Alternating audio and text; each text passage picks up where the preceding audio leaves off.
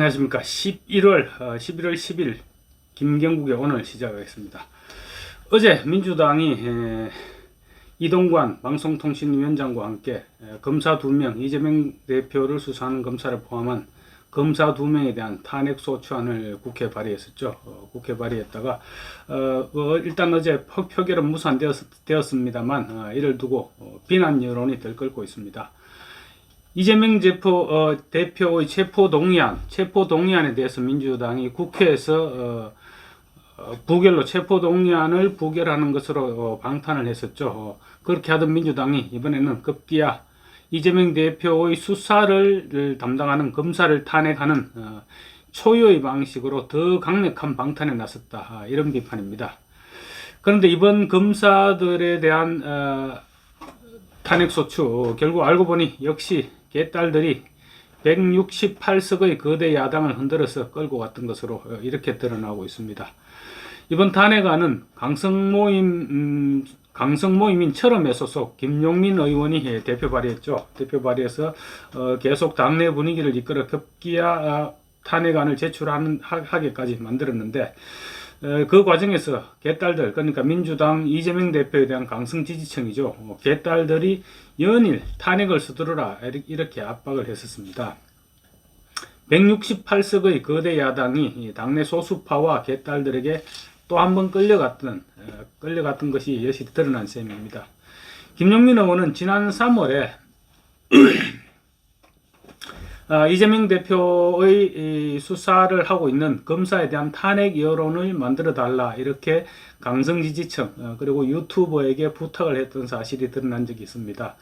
그때 당시 어떤 행사장에서 엄모 검사, 지난 9월에 탄핵된 검사입니다. 엄모 검사를 탄핵할 것이냐, 이 같은 유튜버의 질문에 김용민은 당연히 탄핵해야죠 이렇게 답합니다. 그래서 유튜버가 청원을 좀 올릴까요 하니까 김용민 의원이 어떤 방식이 됐건 해달라. 결국 그날 민주당 청원 게시판에는 엄모 검사 탄핵을 요구합니다 라는 청원글이 올라왔습니다.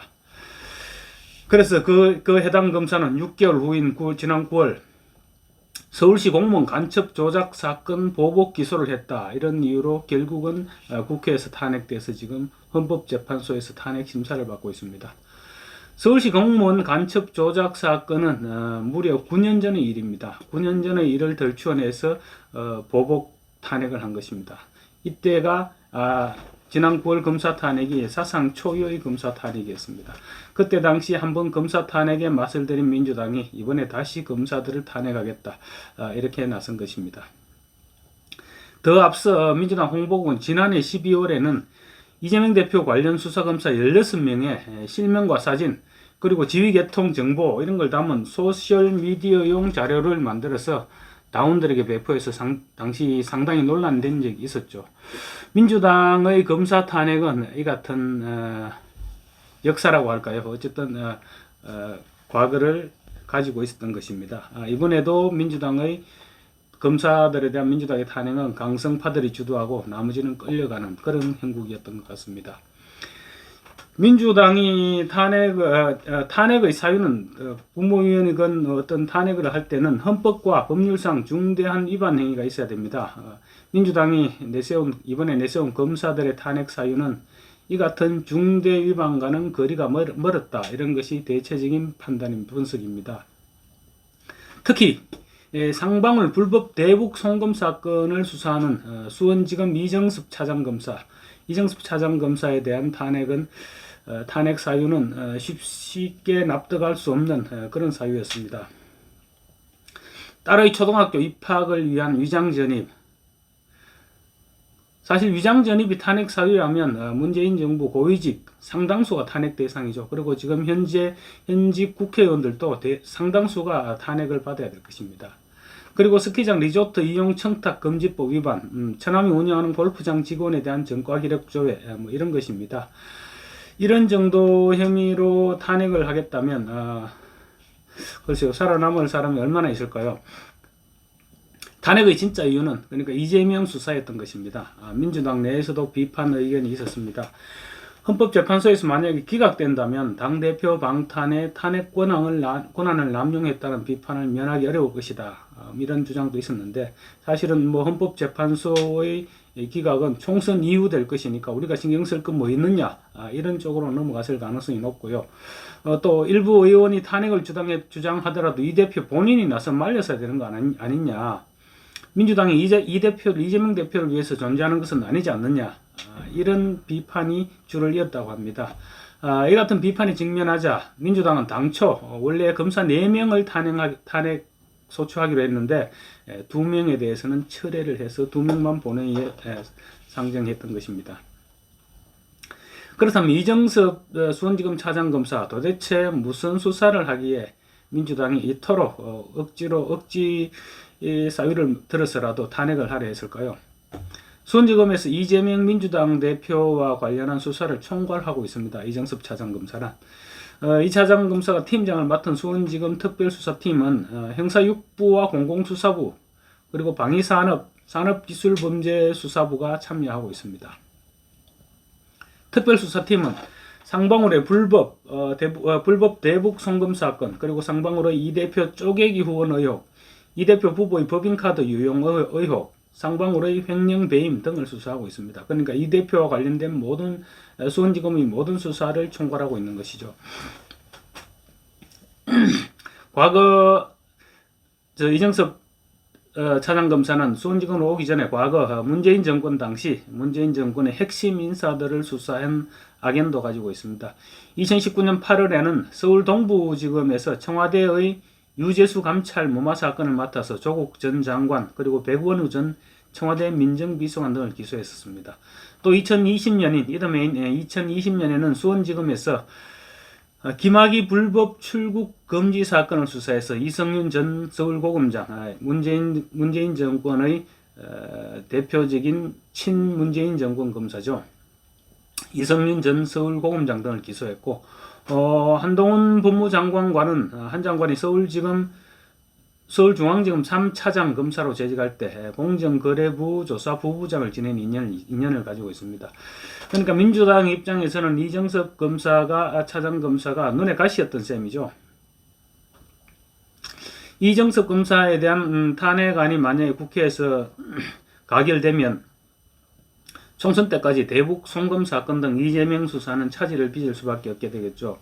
그리고 후임 검사를 만약에 이제 검찰총장이 임명한다 그러면 또 같은 방식으로 손발을 묶으려 하지 않겠느냐.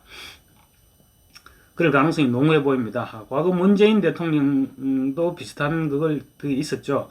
울산시장 선거 공작 사건을 수사하던 검사팀에 대해서 인사권을 이용해서 검사팀을 아예 공중분해 시켜버렸습니다. 그래서 그 결과 울산시장 선거 공작 사건은 몇 년, 3, 4년이 지나도록 수사에 진척이 전혀 없었던 그런 전례가 있었습니다. 그런데 이번에는 이것을 배웠는지 이재명 대표는 방탄국회, 방탄단식을 넘어서 아예 방탄 탄핵을 하고 나선 것입니다. 이원석 검찰총장 어제 퇴근길에 이런 말을 했습니다. 당대표 수사에 대한 보복 탄핵이자 검사를 급박하고 검찰을 마비시키는 협박 탄핵, 당대표의 사법 절차를 막아버리는 방탄 탄핵이다. 검찰이 마음에 들지 않는다고 검사를 탄핵한다면 앞으로 마음에 들지 않는 판결을 한 판사를 탄핵하려 하지 않겠느냐. 이런 부당한 탄핵은 그만둬야 된다. 그래도 만약에 탄핵해야 되겠다면 검사가 아니라 이재명 민주당 대표에 대한 수사와 기소를 책임진 나를 탄핵해달라 이렇게 요구했습니다. 그리고 이원석 총장 한 발짝 더 나아갑니다. 뇌물을 받은 국회의원, 불법 정치 자금을 받은 국회의원, 보좌관을 추행한 국회의원, 피해자 할머니의 보조금을 빼돌린 국회의원, 국회에서 폭력을 행사한 국회의원, 부동산 투기를 한 국회의원, 가상자산을 국회에서 투기한 국회의원 등 이들에 대한 탄핵이나 제명은 우리 현실상 불가능하다 이렇게 일침을 놨습니다. 대검찰청도 입장문을 내놨죠. 반복적인 검사 탄핵은 제1당의 권력을 남용해서 검찰에 보복하고 수사와 재판을 방해하려는 정치적 의도, 법치주의 파괴다 이렇게 반발했습니다. 검찰의 대반격이 시작된 것이죠. 그렇다면 이 탄핵안은 앞으로 어떻게 될까요? 일단 어제 본회의에서는 표결이 무산됐습니다. 국민의힘이 필리버스터를 포기하고 퇴장하면서 본회의는 그대로 산회됐었는데요. 그래서 이동관 방통위원장과 검사 이정섭 수원지검 차장검사를 포함한 검사 2명에 대한 탄핵안은 앞으로 어떻게 될 것이냐, 아마 꽤 상당 기간 논란이 이어질 것 같습니다. 민주당은 일단 오는 30일 재발의하겠다 이렇게 얘기하고 있지만 국민의힘은 일사부재의 원칙 위반이다 이렇게 맞서고 있습니다. 일사부재의 원칙을 규정한 국회법 92조는 지금 이렇게 되어 있습니다. 부결된 안건은 같은 회기 중에 다시 발의하지 못한다. 이렇게 되어 있는데요. 민주당은 본회의에서 표결을 하지 않았기 때문에 부결된 게 아니다. 그래서 이 안건을 철회하고 또 11월 30일에서 12월 1일 그러니까 예산안 처리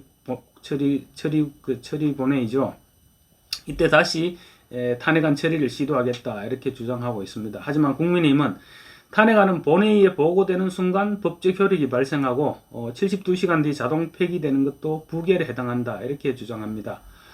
국회법 해설서에는 부결에는 폐기도 포함된 것으로 해석하고 있습니다. 그래서 아마 일단은 국민의힘 주장이 설득력을 더 얻을 것 같습니다. 하지만 민주당이 또 숫자의 힘으로 밀어붙일 가능성이 높죠. 그래서 설령 민주당이 본회의에서 숫자의 힘으로 가결시킨다 했을 때 국민의힘은 국회법 해설서라는 명분이 있기 때문에 효력정지 가처분 신청 이런 것을 내는 방법으로 대응하면 아마 민주당이 계획대로 하기는 쉽지 않을 것 같고 탄핵안을 둘러싼 공방은 앞으로 상당 기간 계속될 것으로 그렇게 전망할 수 있겠습니다. 그 기간 동안 국민 여론이 어떻게 변할지 양당은 아마 이 추이를 지켜보게 되겠죠. 감사합니다.